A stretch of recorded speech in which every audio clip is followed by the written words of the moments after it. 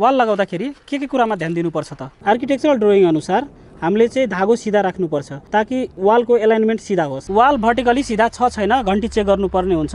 यदि भर्टिकली सिधा छैन भने प्लास्टरमा खर्च बढी जान्छ। वाल लाउँदाखेरि एकदमै ध्यान दिनुपर्ने कुरा के हुन्छ भन्दाखेरि जस्तै अब यो इँटा लाएको छु, यसको मसला जुन यता भर्या छ यसरी नै यता पनि भर्नुपर्ने हुन्छ र दुईटा इँटा जसरी यो इँटा र यो इँटाको बिचमा यो इँटा छ त्यसरी नै ठ्याक्क तपाईँले हेर्नु सक्नुहुन्छ। यहाँको जस्तै यहाँको छ र बिचमा फेरि अर्को इँटा आइरहेछ। वालको लागि हामीले मसला बनाउँदाखेरि जस्तै हामीले अहिले यो मसला बनाएको छ, यो मसला चाहिँ तपाईको 4 इन्चीको वालको लागि बनाइरहेको छ भने हामीले चाहिँ 1/4 को मसला बनाउनु पर्ने हुन्छ र यदि हामीले 9 इन्चीको वालको लागि मसला बनाइरहेको छ भने 1/5 को मसला बनाउनु पर्ने हुन्छ। रेसियोको कुरा गर्दाखेरि 1/4 भनेको 1 भाग चाहिँ सिमेन्ट हो, 4 भाग चाहिँ बालुवा हो। वाल लाउनु भन्दा पहिला 10 देखि 15 मिनेटसम्म इँटा पानीमा भिजाउनु पर्ने हुन्छ ताकि इँटाले मसलाको पानी तानेर मसलालाई कमजोर नबनाओस्। 9 इन्चीको वालमा मिनिमम हामीले एउटा स्टिल ब्यान्ड हाल्नुपर्छ, त्यो 4 फिटको हाइटमा हुन्छ र यदि हामीले 4 इन्चीको वाल लगाइरहेछौँ भने 2टा ब्यान्ड हाल्नुपर्ने हुन्छ।